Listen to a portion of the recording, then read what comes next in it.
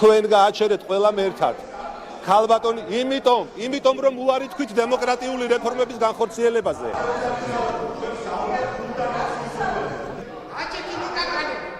ქართული ოცნების დეპუტატებს არ მოსწონთ, როცა მათ ევროინტეგრაციის შეჩერების გამო პასუხისმგებლობას აკისრებენ. ხელისუფლების მთავარი მისია დღეს საპირისპიროს მტკიცება იყო. ხმაურიც მას შემდეგ დაიწყო, რაც კახარიას გუნდის წევრმა ისინი ტყუილში ამხილა და ტრიბუნიდან შეახსენა თუ რამ გამოიწვია ქვეყნის დასავლეთისგან იზოლაცია.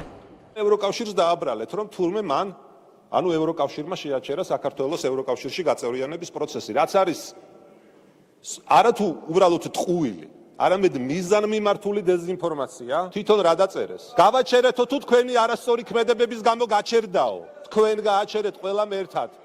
ქალბატონი, იმიტომ რომ უარი თქვით დემოკრატიული რეფორმების განხორციელებაზე.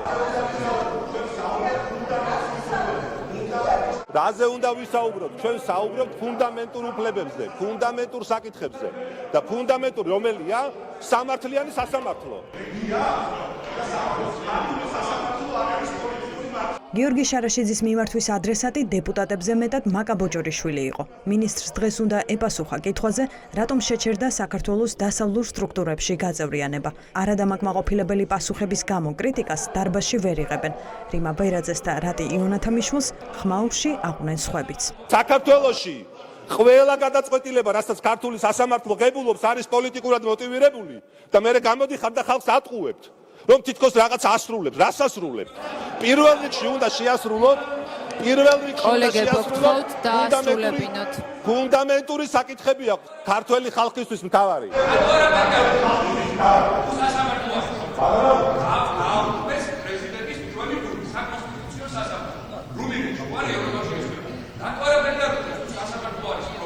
თქვენ საქართველოს საგარეო მინისტრი კი არ ბრძანდებით, ქალბატონო მაკა. თქვენ ხართ თქვენ მგონია რომ უფრო შინაგან საქმეთა მინისტრი ხართ.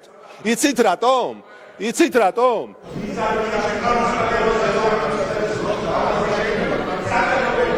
კარგად ვიცი ვის როგორ ველაპარაკო. ეთიკას, კულტურას და წესებს შენმე ვერ მასწავლი. დაიმახსოვრე კარგად.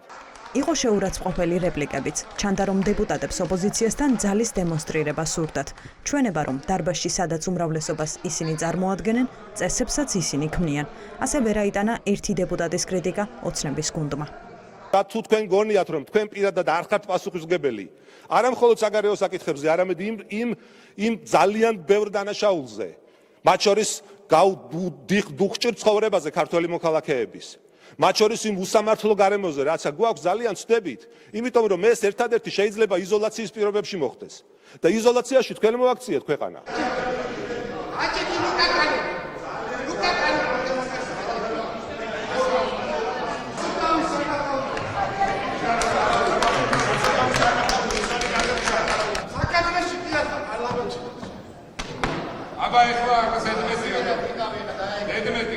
დღე გაცილებით უფრო მშვიდად დაიწყო. მინისტრი პარლამენტში გიორგი გახარიას გუნდმა ინტერპელაციის წესით ევროინტეგრაციაზე სასაუბროდ დაიბარა.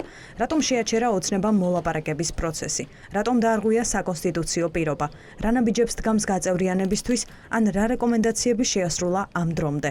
ბოჭორიშვილი თავს იქებს, ქვეყნის უკუსლას კი ბრიუსელს აბრალებს. უილიამ თითქოს ქართულმა ოცნებამ ცალმხრივი გადაწყვეტილებით ევროინტეგრაციის პროცესი 2028 წლამდე შეაჩერა. პოლიტიკური დიალოგი საქართველოსთან 2024 წელს ბრიუსელის გადაწყვეტილებით შეჩერდა. თავარი არაა ის, თუ როდოს გავხსნით მოლაპარაკებებს, არამედ ის, თუ როდის დავხურავთ მას.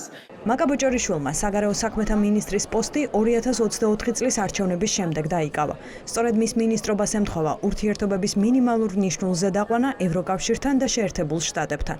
მისი პოლიტიკური ბიოგრაფიის ნაწილი იქნება 28 ნოემბრის უარი ევროინტეგრაციაზე და სტრატეგიული პარტნიორობის გაწყვეტა ვაშინგტონთან. თავად ყველაფერს საპირისპიროდ წარმოაჩენს და ამბობს იმასაც, რომ ურთიერთობების აღდგენა ახლა ბრიუსელის გადასაწყვეტია. 2028 წლის ბოლო არის ის დრო, როდესაც საქართველო იქნება ეკონომიკური თვალსაზრისით სათანადოდ მომზადებული, რათა გახსნას მოლაპარაკებები 2030 წელს ევროკავშირში გასაწევრიანებლად. თუმცა ამისთვის საჭიროა მინიმუმ ის, რომ ევროკავშირის ბიუროკრატია დაუბრუნდეს ასოცირების შეთანხმებით ნაკისრი ვალდებულებების შესრულებას საქმე შანტაჟის ნაცვლად. საქართველოსთან გაბუტვის პოლიტიკა უსამართლობაა და ასევე საღაზრს მოკლებულია მით უმეტეს მაშინ, როდესაც აცხადებ, რომ ქართველი ხალხის ევროპულ მისწრაფებებზე შეგტყივა გული. გადაწყვეტილება დიპლომატიური პასპორტების მფლობელებისთვის უვიზო მიმოსვლის შეჩერების შესახებ. ასევე უსამართლობაა და სრულიად უსაფუძვლოა. კახარიას გუნდი გამოსვლით უკმაყოფილოა. კითხვებს აზუსტებენ და მინისტრს მკაფიო პასუხებს თხოვენ. თუმცა არც ამ პროცესს ჩაუვლია უხმაუროდ. ოცნების დეპუტატებს კითხვებიც კი აღიზიანებთ. ჟენევის ფორმატში რა პოზიციას იკავებ ჩორჩანა საქმესთან დაკავშირებით? თუ ეს ის ისევე იმ ბოდიშის გაგრძელებაა ოკუპანტების მიმართ, რაც წინასაარჩევნოდ თქვენი პარტიის ხელმძღვანელობამ ოკუპანტებს გამოუცხადა. ბოდიში ოკუპანტებს არ მოგვიხია, ბოდიში მოგვიხადა ჭირისუფალ. იმიტომ რომ ეს ორი საქციელი და ჩვენ გვინდა რომ ჩვენი ტერიტორიები დავუბრუნდოთ შემორიგებისთვის. თქვენი კონსტიტუციებში რომ ომი დავუბრუნდეთ ტერიტორიებს.